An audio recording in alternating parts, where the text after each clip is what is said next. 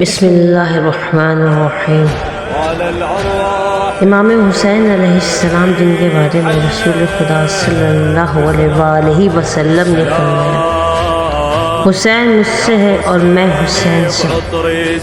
امام حسین علیہ السلام نے روز عاشورہ یزیدی فوج کے سامنے کئی خطبات ارشاد فرمائے تاکہ ان پر اپنی حجت کو تمام کیا جا سکے،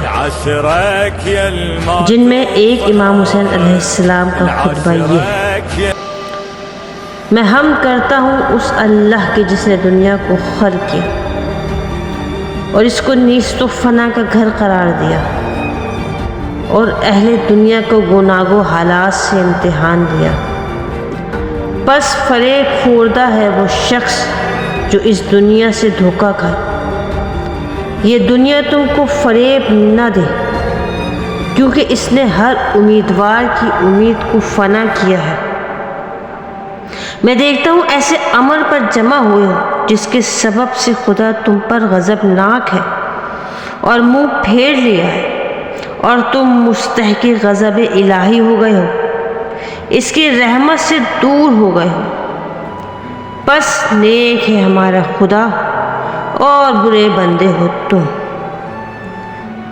پہلے اقرار عبودیت کیا اور بظاہر پیغمبر پر ایمان لائے، اب اس کی اطاعت پر ہجوم کیا اور درپے قتل ہو۔ بات تحقیق کہ شیطان تم پر غالب ہوا ہے اور یاد خدا تمہارے دلوں سے بھلا دی ہے، پس برا حال ہو تمہارا اور ہلاکت ہو تمہارے لیے اور جن چیزوں کا تم نے قصد کیا ہے۔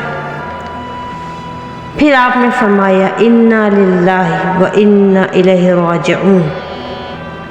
یہی ہے وہ قوم جو ایمان لانے کے بعد مرتد ہوئی اور ظالموں کو خدائے درگاہ سے دوری ہے۔